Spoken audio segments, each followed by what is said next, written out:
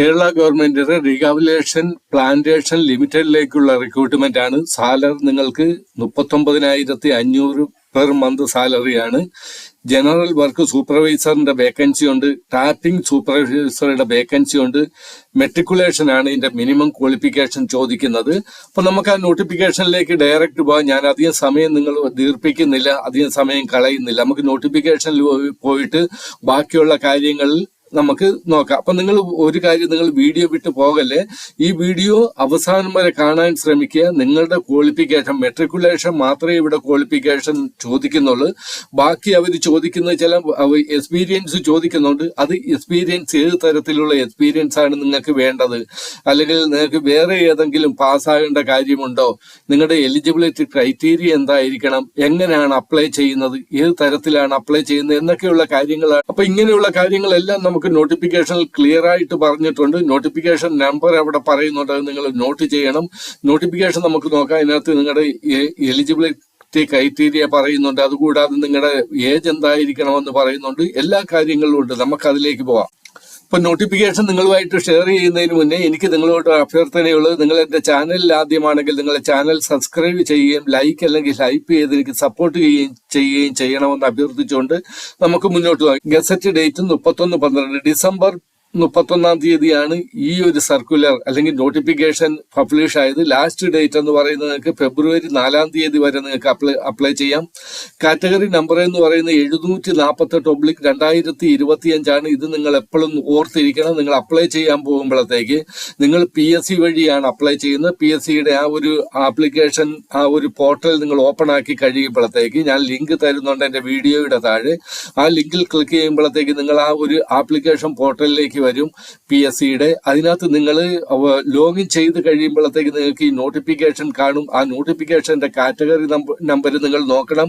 748/2025 ആയിരിക്കണം. അതിന്റെ ആ ഒരു നോട്ടിഫിക്കേഷന്റെ അടുത്ത് തന്നെ നിങ്ങൾക്ക് അപ്ലൈ നൗ എന്നുള്ള അതിൽ ക്ലിക്ക് ചെയ്യണം. അപ്പൊ അത്രയും എനിക്ക് കാര്യങ്ങൾ അത്രയും എനിക്ക് രജിസ്റ്റർ ചെയ്യാൻ പറ്റത്തുള്ളൂ. പക്ഷെ നിങ്ങൾ PSCയിൽ എങ്ങനെയാണ് എൻട്രി ചെയ്യുന്നത്, അല്ലെങ്കിൽ അവിടെ ഏതൊക്കെ ഡീറ്റെയിൽ കൊടുക്കണം എന്നൊക്കെയുള്ള കാര്യങ്ങളെല്ലാം ഞാൻ നിങ്ങളുമായിട്ട് ഷെയർ ചെയ്യുന്നുണ്ട്. ഇവിടെ പറയുന്നുണ്ട്, application are invited online only through one-time registration for a qualified candidate for selection to the under-mentioned post in Rehabilitation Plantation Limited. Candidates who have already registered can apply through their profile. ഞാൻ നേരത്തെ പറഞ്ഞ കാര്യം തന്നെയാണ്. നിങ്ങൾ ഇതുവരെ PSC വഴി apply ചെയ്തിട്ടില്ലെങ്കിൽ നിങ്ങൾക്ക് അവിടെ 1-time രജിസ്ട്രേഷൻ ഉണ്ട്, അത് ചെയ്യണം. അത് കഴിഞ്ഞിട്ടേക്ക് ലോഗിൻ ചെയ്ത് നിങ്ങൾക്ക് അപ്ലൈ ചെയ്യണം. അല്ല നിങ്ങൾ ഇതിനു മുന്നേ അപ്ലൈ ചെയ്തിട്ടുണ്ടെങ്കിൽ നിങ്ങൾക്ക് അവിടെ ആ ഒരു രജിസ്ട്രേഷന്റെ ആ ഒരു യൂസർ ID പാസ്വേഡ് കൊടുത്താൽ നിങ്ങൾക്ക് ലോഗിൻ ആകാൻ നിങ്ങൾക്ക് അപ്ലൈ ചെയ്യാം. Name of farm rehabilitation plantation limited ആണ്. Name of post general work supervisor, tapping supervisor. ഞാൻ ആൾറെഡി പറഞ്ഞ ഈ 2 കാറ്റഗറിയിലുള്ള വേക്കൻസിയാണ് വരുന്നത്. സ്കെയിൽ ഓഫ് പേ നിങ്ങൾക്ക് 17,500 തൊട്ട് 39,500 വരെ നിങ്ങൾക്ക് പേയ്മെന്റ് സ്കെയിലുണ്ട്. ഇവരുടെ നോട്ടിഫിക്കേഷൻ നോക്കിയാണ് ഞാൻ ഇത് നിങ്ങളുമായിട്ട് ഷെയർ ചെയ്യുന്നത്.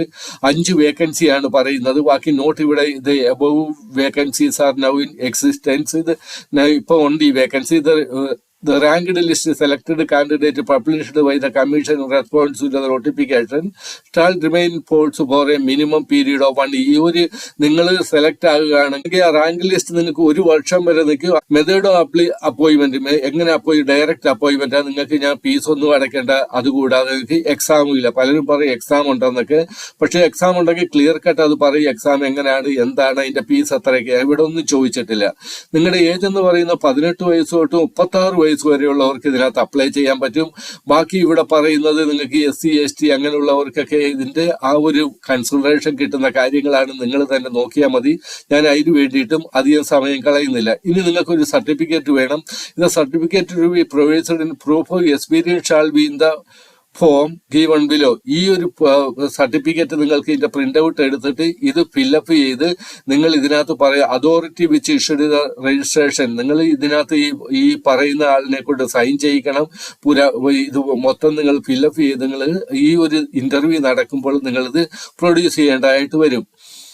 Certified that Shrimati mentioned in the above experience certificate. ഇത് എക്സ്പീരിയൻസ് സർട്ടിഫിക്കറ്റ് നിങ്ങൾക്ക് വേണം. ഈ രണ്ട് സർട്ടിഫിക്കറ്റ് നിങ്ങൾക്ക് നിങ്ങളുടെ ഇന്റർവ്യൂ ടൈമിൽ, നിങ്ങളെ കോളിംഗ് ലെറ്റർ വരികയാണെങ്കിൽ ഇന്റർവ്യൂ ടൈമിൽ ഈ രണ്ട് സർട്ടിഫിക്കറ്റുമായിട്ട് നിങ്ങൾക്ക് പോകുവാൻ പറ്റത്തുള്ളൂ. എക്സ്പീരിയൻസ് പറയുന്നുണ്ട്, the experience should be one acquire after obtaining the academic other basic qualification period to the last date fixed. നിങ്ങൾക്ക് ഒന്ന് മെട്രിക്കുലേഷൻ വേണം. രണ്ടാമത് ഇത് experience certificate should be counter signed by authorised officer of state central government, സ്റ്റേറ്റിന്റെ central ഗവൺമെന്റിന്റെയോ authority ആയിരിക്കണം ആ സർട്ടിഫിക്കറ്റിൽ ഇത് ചെയ്യുന്നത്, സൈൻ ചെയ്യുന്നത്. നിങ്ങൾക്കൊരു പ്രൊവിഷൻ പീരീഡ് ഉണ്ട്. ഇത് provision period is applicable after the provision of the special rule of the റെഗുലേഷന്റെ അവരുടെ ഡിപ്പാർട്ട്മെന്റിനെ അനുസരിച്ചുള്ള ഒരു പ്രൊവിഷൻ പീരീഡ് നിങ്ങൾക്കുണ്ടായിരിക്കും. എങ്ങനെയാണ് നിങ്ങൾ method of application submitting? Candidate must register as for one-time registration with the official website of Kerala Public Service Commission. Kerala public service കമ്മീഷന്റെ official വെബ്സൈറ്റിൽ പോയി അവിടെ നിങ്ങൾ വൺ ടൈം പാസ്വേഡ് നിങ്ങൾ ലോഗിൻ ഇതുവരെ ചെയ്തിട്ടില്ലെങ്കിൽ വൺ ടൈം പാസ്വേഡ് എടുത്ത് രജിസ്ട്രേഷൻ ചെയ്തിട്ട് നിങ്ങൾ ലോഗിൻ ചെയ്ത് അപ്ലൈ ചെയ്യണം. അത്രയും ഇവിടെ പറയുന്നുള്ളൂ. വളരെ നീട്ടി കുറുക്കി പറഞ്ഞതുകൊണ്ടാണ്. Candidate who have Aadhaar card should add Aadhaar card as ID proof of their profile. നിങ്ങൾ പ്രൊഫൈൽ ഉണ്ടാക്കുമ്പോൾ നിങ്ങൾ ഇതുവരെ രജിസ്ട്രേഷൻ ചെയ്തിട്ടില്ലെങ്കിൽ ഫസ്റ്റ് ടൈം രജിസ്റ്റർ ചെയ്യുമ്പോൾ നിങ്ങളുടെ ആധാർ കാർഡ് നിങ്ങളുടെ ഐഡന്റിറ്റി പ്രൂഫ് ആയിട്ട് നിങ്ങൾ അവിടെ കാണിക്കണം. പറയുന്നത് സി, ഈ നോട്ട് സിയിൽ പറയുന്നത് return OMR online test is contacted as per of selection candidate shall submitting a confirmation.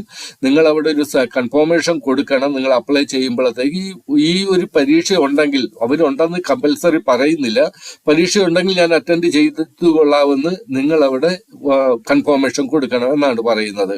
Last date for receipt of application 4, ഞാൻ ആദ്യമേ പറഞ്ഞ് ഫെബ്രുവരി 4 വരെ നിങ്ങൾക്ക് ഇതിനകത്ത് അപ്ലൈ ചെയ്യാൻ പറ്റും.